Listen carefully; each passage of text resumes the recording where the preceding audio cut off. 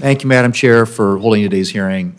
It's my view that this committee, which has expansive jurisdiction over technology issues, should play a significant role in understanding how the most recent developments in AI will impact society and existing law. And ultimately, it's my belief that this will include developing a thoughtful, risk-based legislative framework that seeks to address the impacts of AI, which is why I've introduced the AI Research, Innovation, and Accountability Act last year with Senators Klobuchar, Wicker, Hickenlooper, Capito, Lujan, Lummis, I should say, and Baldwin.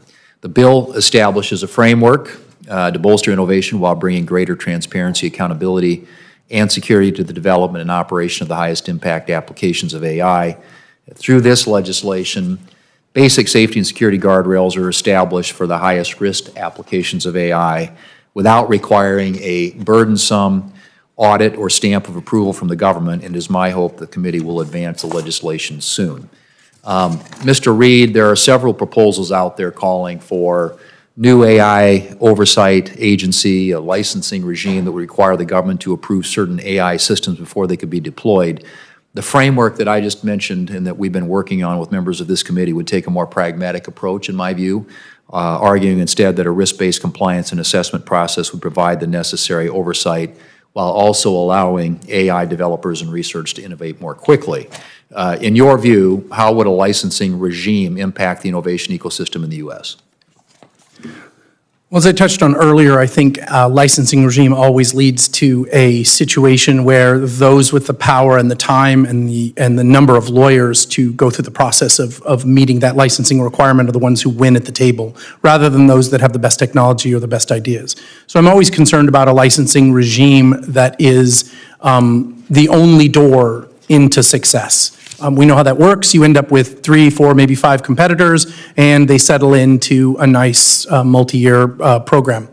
I think beyond that, I want to say that your work on the risk-based framework is a great idea, but I'm always hesitant because I know that we need comprehensive privacy legislation. It's been very hard as people come forth with these great ideas that offer really good alternatives, but then we'll leave out a piece. Without comprehensive privacy legislation, what ends up happening is we have a patchwork, and that patchwork costs us. You made one other critical point that I think is vital, and I've heard it from my fellow panelists. There is, in fact, already existing government expertise.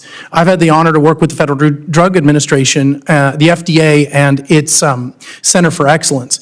And I would say that they have incredible leadership already on understanding AI frameworks. Their development internally about how do I get approval for software as a medical device that includes AI, and how do I deal with the difference between black box AI, and how do I deal with transparency? FDA has been working on this for years. So I think my worry about standing up a new federal agency when we already have expertise on these topics within existing agencies, and I'm going to agree with Ms. Koch to say that we need to make sure that we have plenty of resources for them to enforce existing laws. If you've got a problem in health, OCR. If you've got housing, we've got DOJ. You already have mechanisms. You already have harms-based, risk-based assessments that can be done by existing government agencies. It's a lot better to than standing up a single agency. And my last point on that is very simple. Anyone who's ever run a business knows that hiring and growing a business while hiring is one of the hardest things. You'd be growing and hiring a business inside of the government called a whole new agency while at the same time that everything is changing. Let's let the experts in each area do their work rather than trying to build out while the plane's already in the air. Yeah, and to be clear, we do not call for any kind of a bureaucracy or agency. In fact, that's the framework in our bill doesn't allow for Thank you for that. That's why we want it to be a light touch approach. On the privacy issue, is it your view that we're better served by having one national standard? Absolutely. Yeah, okay. And how about the federal privacy law, including a private right of action? What's the practical effect of a provision like that on small businesses and startups? The reality is that in order to achieve a bipartisan legislation, it is likely that we're going to have to give some consideration to a private right of action. I think what has to happen is that if Congress considers putting a private right of action in place, it needs to ensure that it has numerous backstops to make sure that it doesn't become an opportunity for kind of ludicrous sue and settle. right? We saw that, we've seen that where small businesses will get a letter saying, you're using a patent in a fax machine, you owe me $50,000, pay me. And the cost of fighting that ludicrous suit is greater than the $50,000 you send. I don't want our privacy laws with a private right of action to lead to one state being kind of the breeding ground for hilarious yet economically untenable action against small and medium-sized businesses.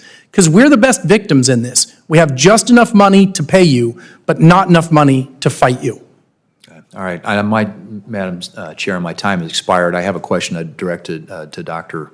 Callow, but I'll submit it for the record having to do with, well, let me just say that. Or whatever you want to do. Well, let me just, very quickly, I see transparency, as I mentioned, as the key to ensuring that both developers and deployers of AI systems are accountable to the consumers and businesses they serve. But could you expound just briefly on what constitutes a deployer versus a developer, as well as explain how obligations for developers and deployers differ when it comes to transparency and accountability? Yeah, I mean, technology generally has a problem of many hands, right? And so you have these foundational models, and then you have APIs upon which things are built, right? And so effective legislation makes it clear what the respective responsibilities of each of these parties are. For me personally, speaking on my own behalf, my concern enters into it when whoever it is in the ecosystem is leveraging the tool in a way that harms consumers and tries to extract from them. Right? So maybe that's the platform, but maybe it's somebody using the tools of the platform. All right. Madam Chair, thank you.